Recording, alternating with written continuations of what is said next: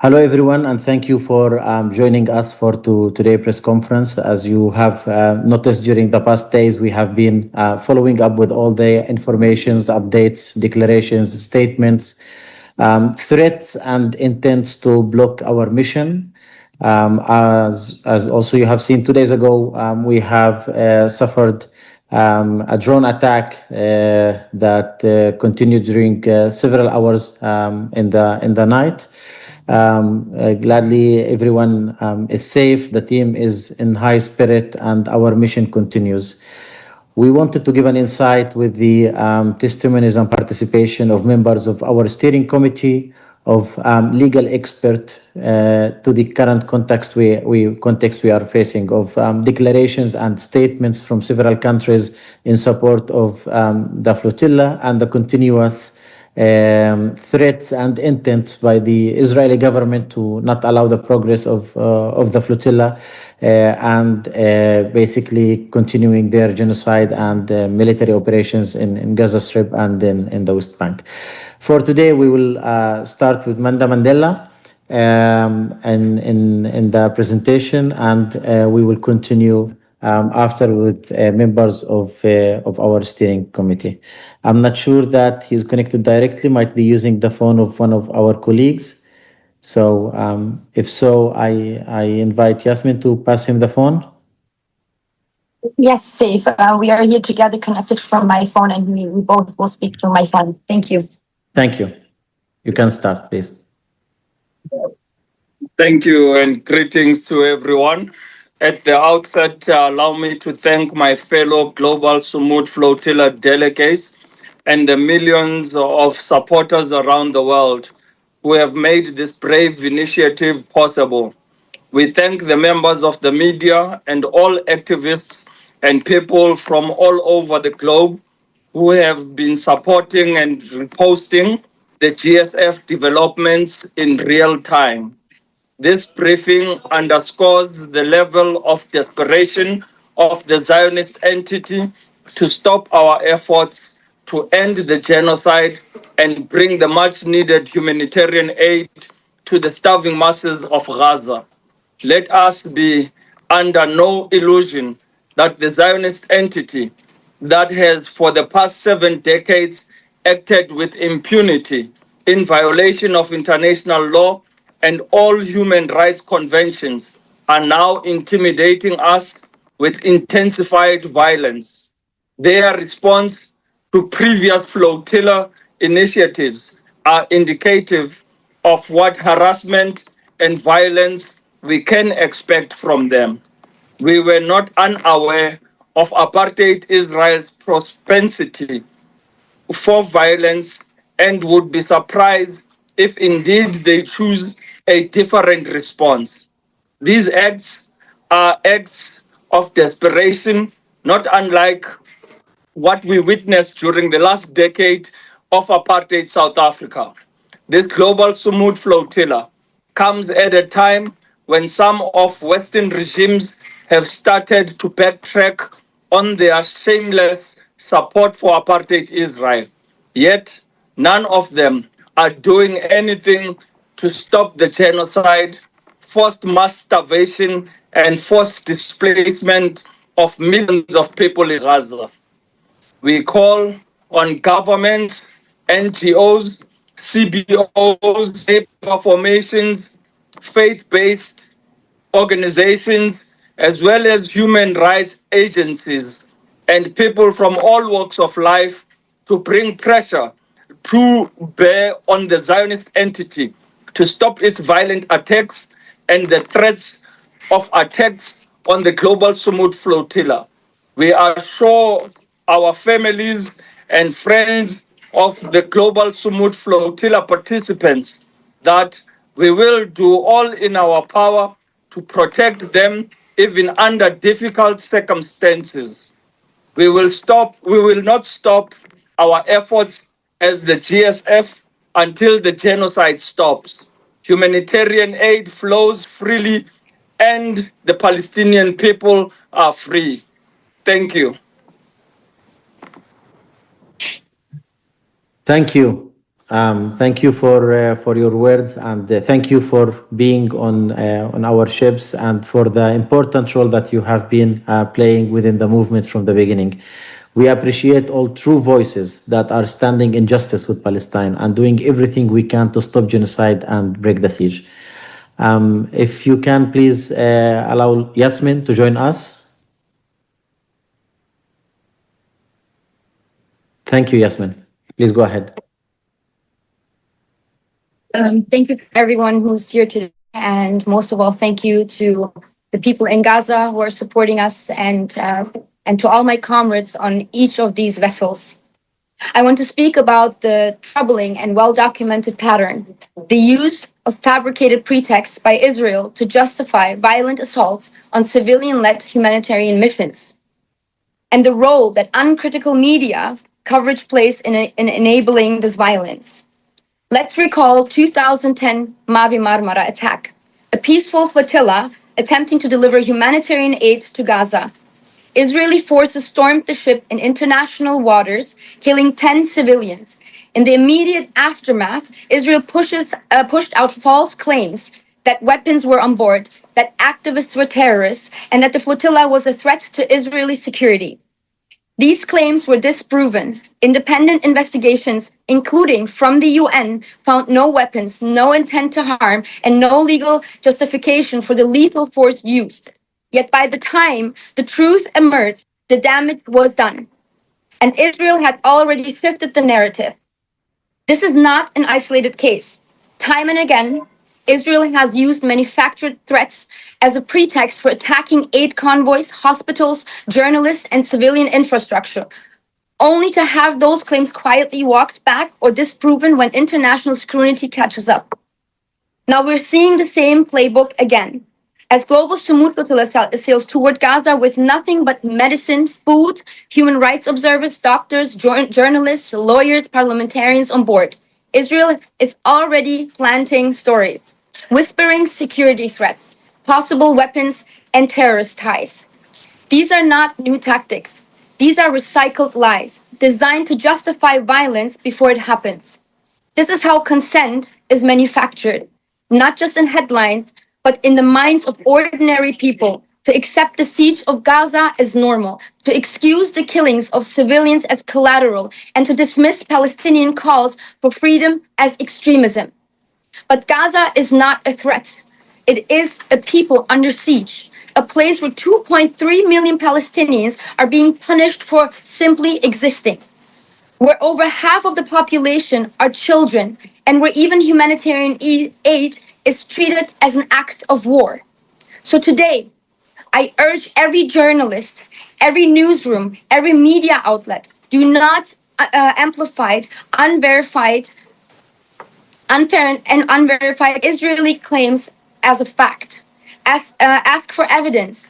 Demand accountability, because what you print, what you broadcast can be the difference between life and death for Gaza and for the civilians on all of these ships. The world cannot afford to fall for this disinformation again and again. Journalistic integrity and human lives depend on it. This mission will continue because governments are not stopping Israel's crimes against humanity. We sail because humanity demands it. And most importantly, we sail because Palestinians are our sisters and brothers, and they are worth fighting for. So I call on ordinary people, demand a safe passage to the Sumud Flotilla. Demand your governments stop aiding and abetting this genocide. And as a German citizen, I demand Germany, the second largest weapons supplier to this genocide, to cut all ties with Israel. Thank you.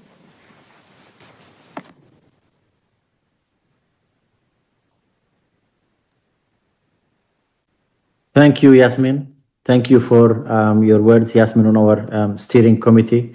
It's always a pleasure to hear your thoughts and inspiring all of us in our fight for justice for Palestine.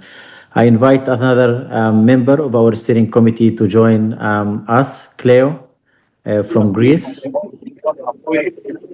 Hello, everyone. Hello, So, Cleo, please go ahead. yes, as expected from the people, they know me.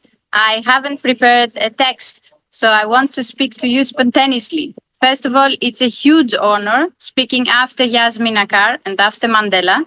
Huge honor.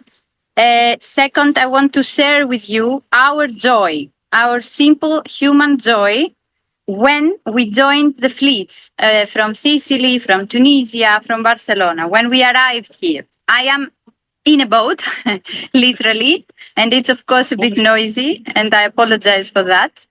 But after expressing my joy, I want to urge you as well not to believe a single word from the propaganda that you witnessed yesterday and the day before from the Ministry of Foreign Affairs of Israel.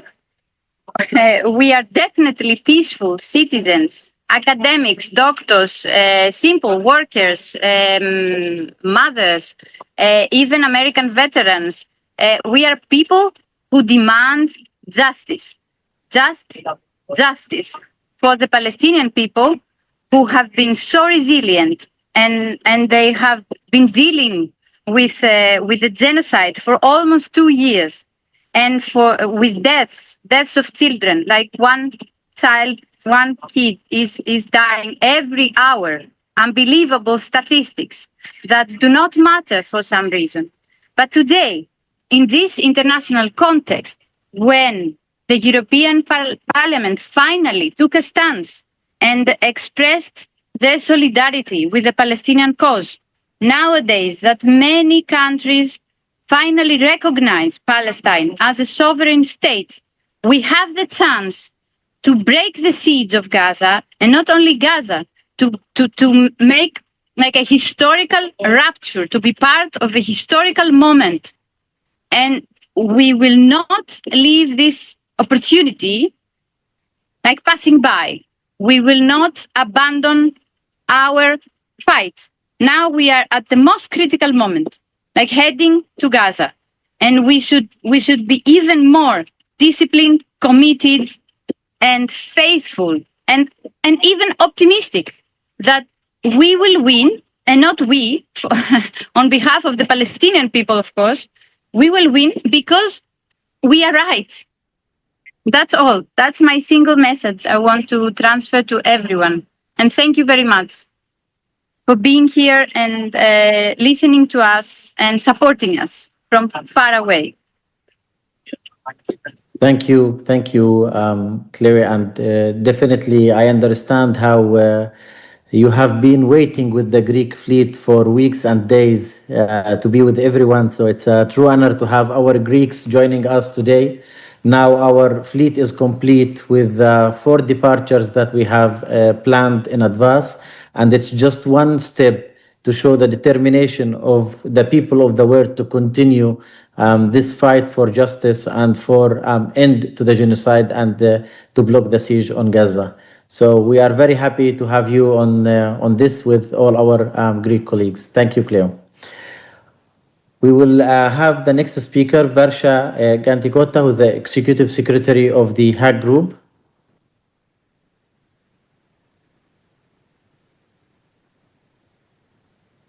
Yes, please go ahead. Thank you.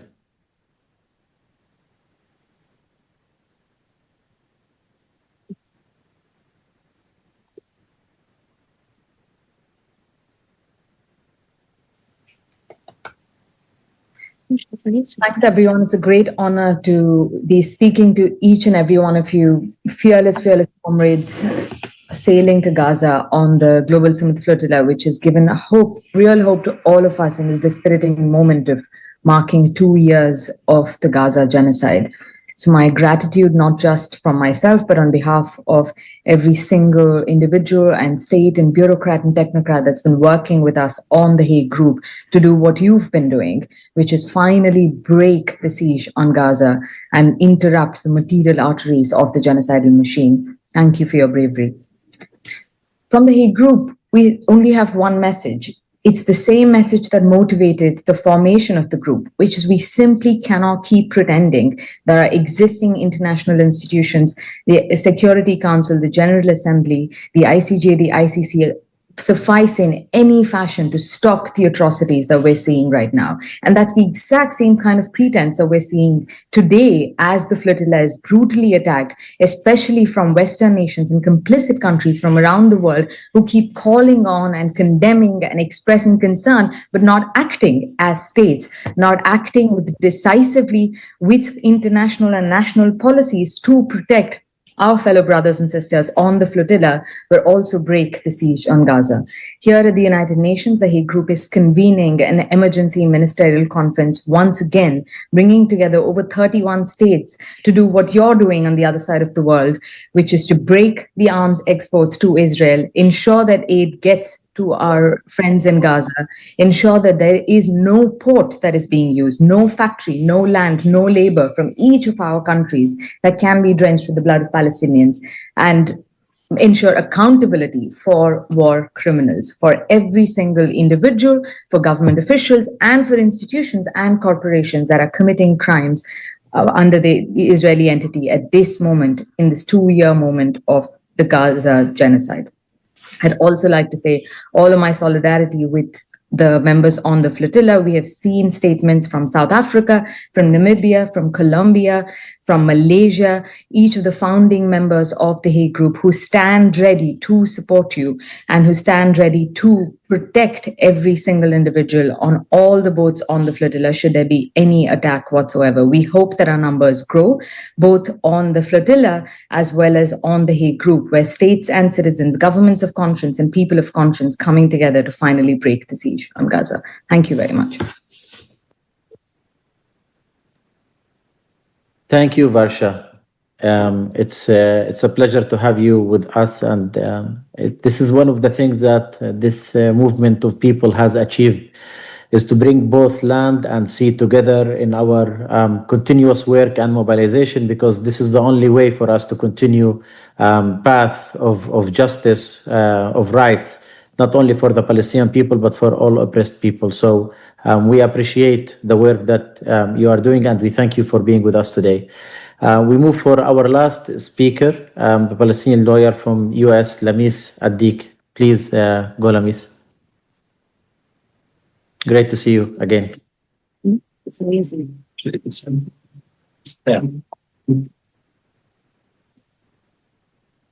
You are ready. Please go ahead, Lamis. Jamaica.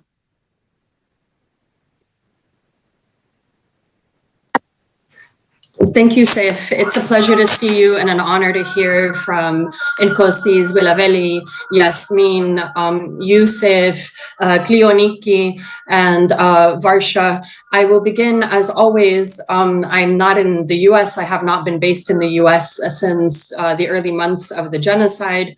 The adhan is playing in the background, so I will take this moment and do as I always do before every speech, and that's to give, first of all, Assalamu rahmatullahi wa barakatuh ala arwah al-shuhada wa ahali al-shuhada. Peace and glory upon the martyrs and the families of the martyrs. It is for them, because of them that we have all gathered today, and that all of you have made this tremendous, incredibly brave sacrifice and risk. And our people are moved beyond words in Palestine, outside of Palestine, and all over the world. I also have not prepared a statement. I'm supposed to be talking about the legal analysis, served as counsel, our members, our current counsel. Many of you have probably worked with them on the ground and on the chats. Because we've been quite tied up with emergency after emergency around the Uniting for Peace resolution, we are primary external counsel on the resolution, as well as organizing around it. But I will just off the bat, and if people need any briefings, there's no shortage. With the Palestine Commission on, the organization is the Palestine Commission on War Crimes, Justice, Reparations, and Return, but also my colleagues, Shabnam, and our colleagues, Evgenia Dionazis, and Sokrati, and Hussein, and Wolas, have no shortage of briefings that we can provide for you on all of this. I think it's eminently and unequivocally clear that there is absolutely no legal basis for the blockade. This has been affirmed time and time again since the Mavi Marmara, since one of the shameful reports post the Mavi Marmara. And absent a legal blockade, there is no basis, no legal basis, and that basis is forfeited to control those waters or seize and abduct passengers on those borders, let alone engage in what should amount, quite frankly, in my opinion, and should be treated as acts of war. And I think that this little term really needs to be something that I hope that the Sumud and the rest of the world, the Sumud convoy and the rest of the world starts taking, that these are acts of war committed by the Israelis repeatedly from the conscience ship to the Madleen. I'm happy to offer more legal analysis if anything is needed. As an attorney, I love it, but I also find it quite boring. I think what's important is changing the narrative, because law and discourse are reciprocal, and the implementation of this depends on the narrative that you all are brilliantly elevating, both through your physical work, through this praxis, but also through your language. Paramount among them is the meaninglessness of the Israeli and even US and now UK usage of the term terrorism. Apparently, the entire world, except the Zionist genocidal entity, are terrorists. That's number one. This needs to be the maximum. This is completely irrelevant. This word needs to be relegated to the dustbins of history as one of the most powerful tools of the genocide. And in our opinion, the genesis of the genocide was the expansion of the circumference of the terrorist frameworks against all Palestinians dating back decades ago. The San Remo Manual, the UN laws on the seas, the Genocide Convention, everything is in your favor. The ICJ is in your favor to continue. You have seen now naval forces also being in your favor. The UN repeatedly. We just had to secure an emergency letter from 140 Palestinian civil society organizations under the umbrella of PINGO, the Palestinian NGO network. And they insisted in this letter to President Petro to include again the Sumud convoy. These are organizations in Gaza whose relatives and themselves are under brutal starvation and slaughter. And they have sent this message clearly and loudly, and it will be echoed again at the UN, I'm sure, repeatedly today. I will try to stay as long as I can. I am in between a few emergencies to address any legal issues. I think the last takeaway I want to say is, yes, in fact, the Zionist genocide entity has declared that the entire world, all people of conscience are terrorists, and all people of conscience are Palestinians, because all Palestinians are terrorists. And what Gaza has given us, given all the world, is the ability to peel off the onion skin between truth and the rest of the world, to bring the world into the truth of what this empire looks like, run by the Israelis in the Middle East and Western powers all over the world. I want to take a moment and discuss the Uniting for Peace resolution. Even as we're speaking to you, and even upon the announcement of the Honorable President Petro of their intention to bring the United for Peace resolution, there are still machinations, an incredible amount of pressure to continue delaying. And I think one of the most shocking things is the insistence of the West and the Zionist entity to continue dedicating so many resources from stalking and harassing you at every turn, whether from FFC or the Mavi Marmara to this day, and to each of you individually, their obsession with murder and harassment and surveillance and abuse and violence.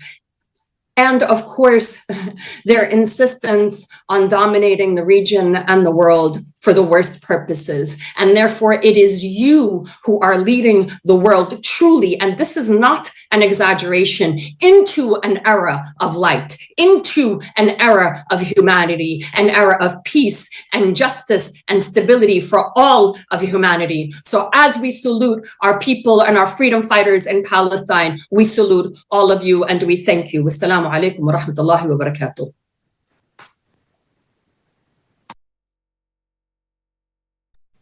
Thank you, Lamis, for your insights, and thank you for your intervention. We appreciate having you with us. We will take some of the questions that has been shared in the chat. I saw a question regarding how we will continue the mission right now. If Yasmin want to take that question.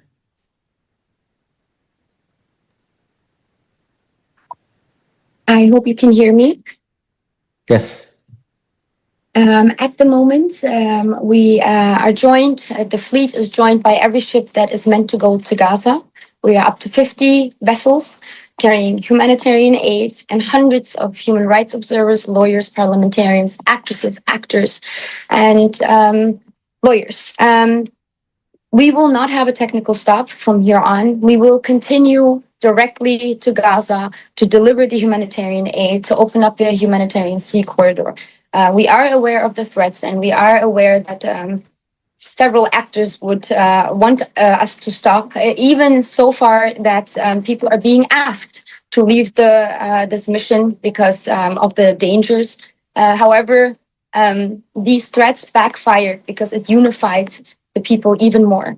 And again, we will take these vessels and head straight to Gaza. Thank you. Thank you, Yasmin.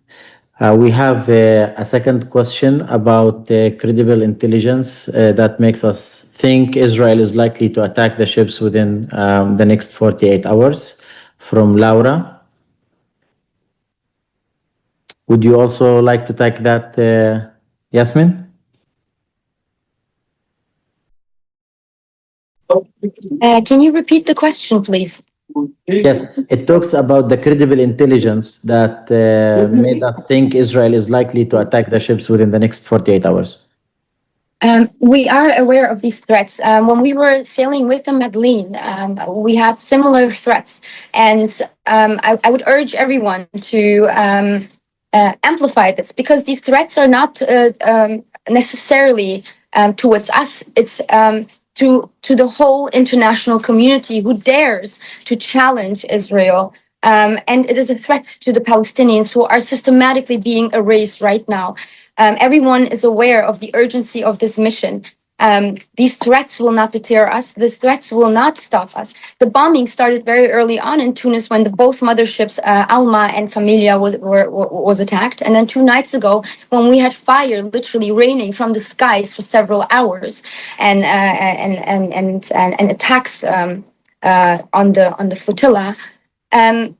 Again, Israel knows we are not going to stop. They tried to stop us several times over the last 2 years, and they know that they couldn't, because people are determined. And this Sumud Flotilla and other flotillas are just a small fraction of a global uprising. There are millions of people, and there's even a second wave being planned at the moment. They know that we will continue, and these threats will continue, and we are fully aware of this. But again, I would like to repeat, we will not stop. We are humanity demands us to deliver this humanitarian aid, because this is a message to the world and all the governments that have not acted, even now are not acting, that we will not be silenced, we will not be complicit in these crimes against humanity, and we will open up the humanitarian sea corridor. Thank you. Thank you, Yasmin. I'll take advantage that Mandla Mandela is still with us to ask the next question. So what can be done other than speaking publicly on behalf of Palestinians and putting public pressure on MPs? So what else people can do and press can do in this regard? Well, this is a call to action. We are calling on the entire global community to look at systems where they can be able to act and stop the genocide.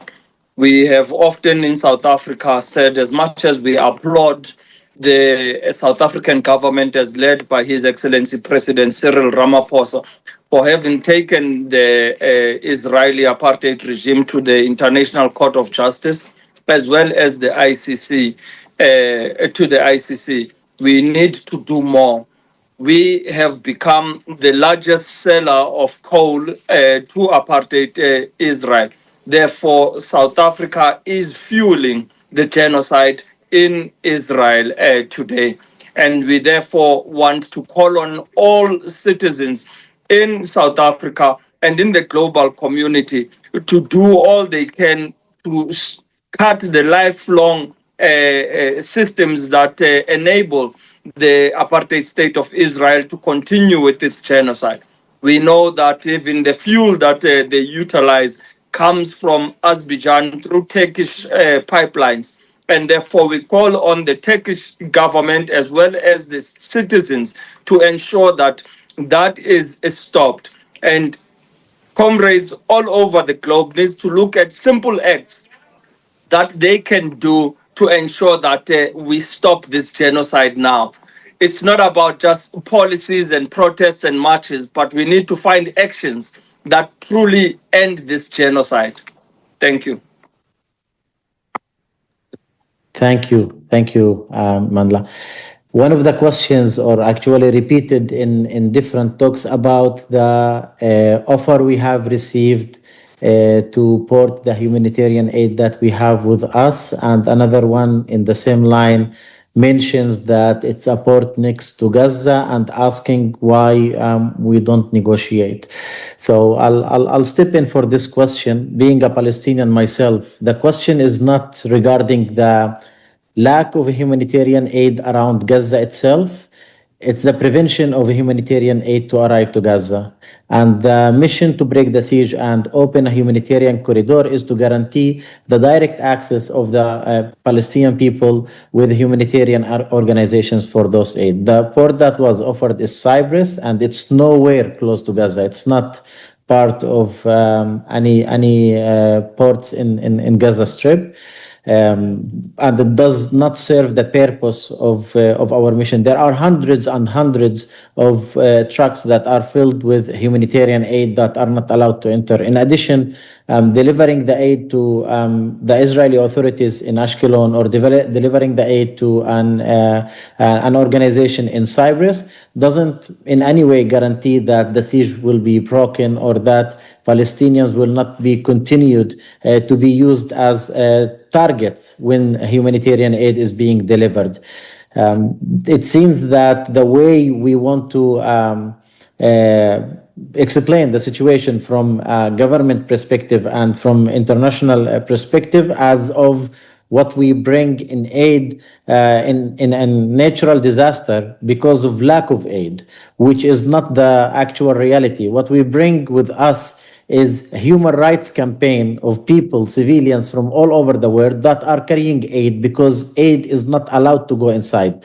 Not because there is an earthquake or a volcano that is not allowing people to reach to isolated population and provide them with aid, because this is a man-made disaster of a government that is committing genocide and that is isolating and displacing Palestinians and not allowing aid to use there. And whenever aid arrives, they use it against the same population.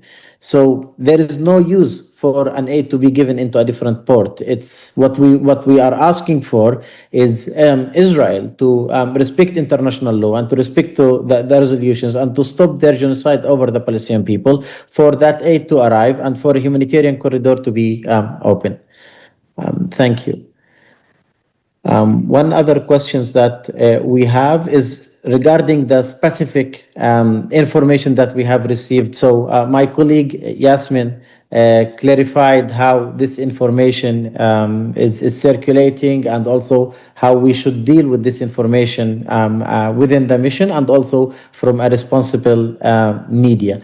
The question in terms of concrete, tangible information that was received, we can confirm that a letter was received from the Foreign Ministry of Luxembourg, explaining the same narrative. It's important to highlight, because now we are looking into the sources of those information. Israel has been saying for weeks and days that they will do everything in their hand to stop this mission.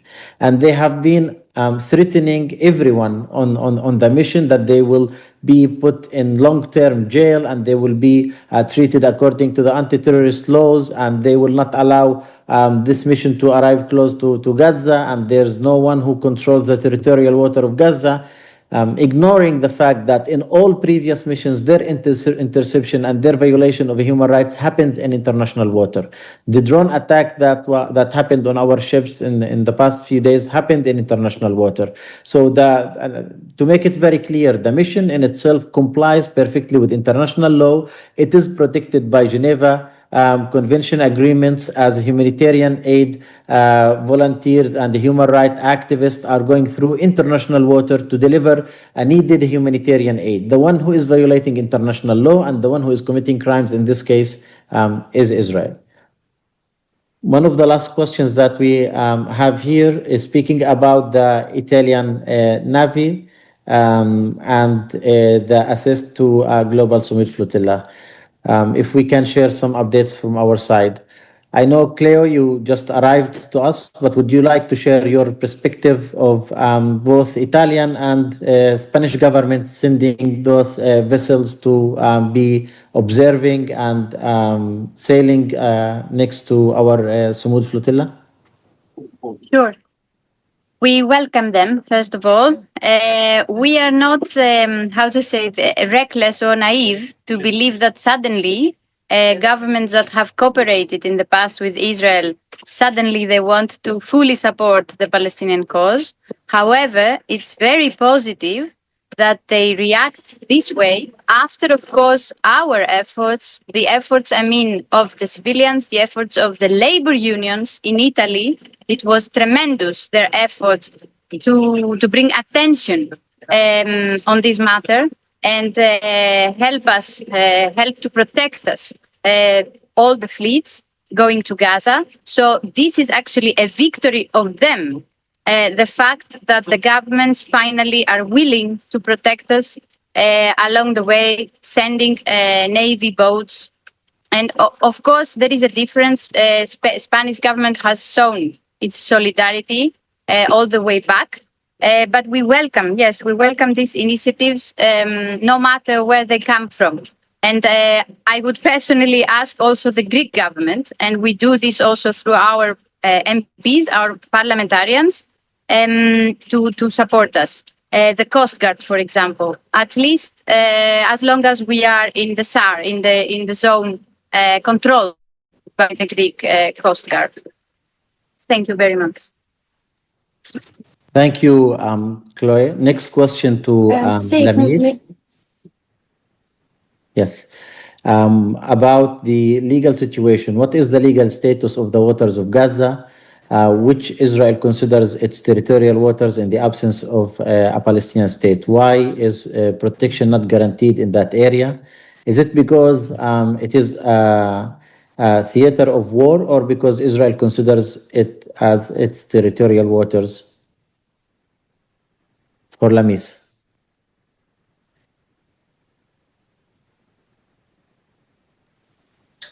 Hi, Sif, and everybody, thank you. I caught only part of that question. I'm so sorry, as I'm multitasking today.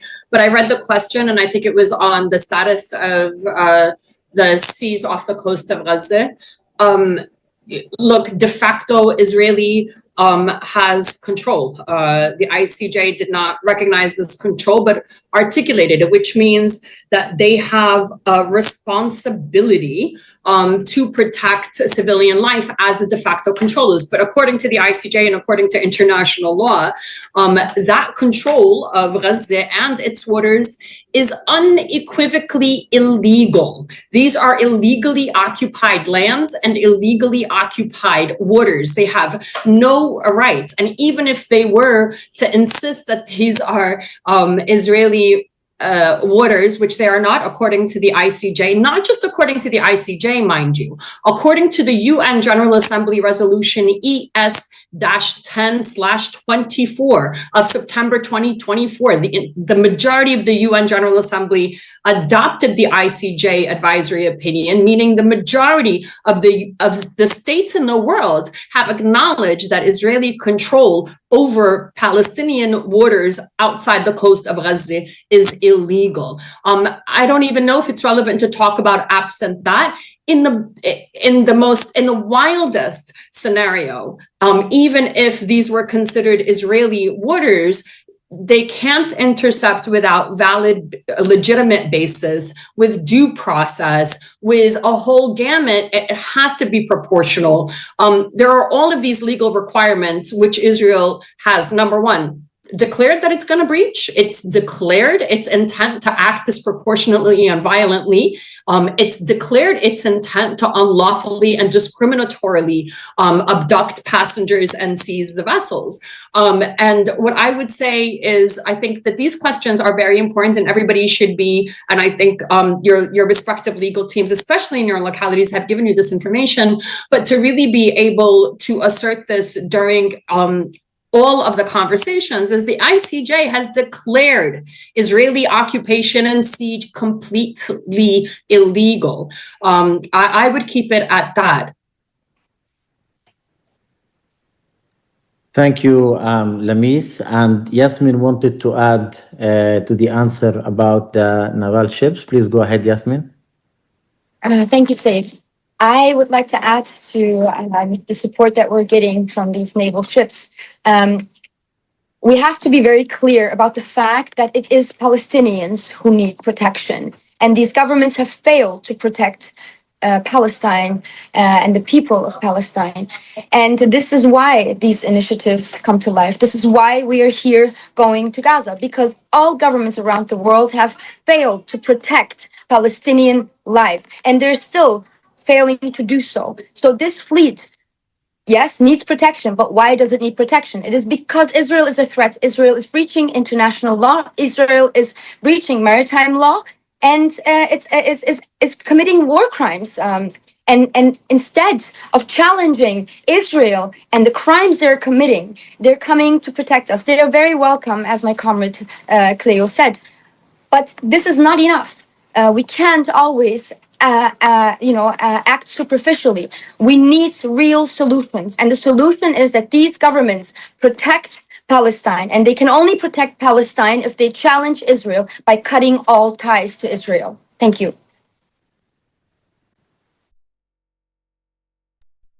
Thank you, Yasmin.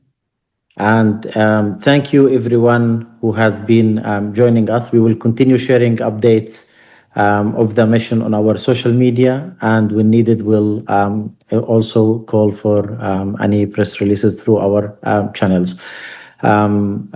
We appreciate the work that everyone is doing. We are joining both efforts from sea and land, and our mission will continue. And as Yasmin mentioned, not only through this current mission on sea, but all the mobilization until we end the genocide and break the siege on Gaza. Thank you, everyone, and have a great afternoon.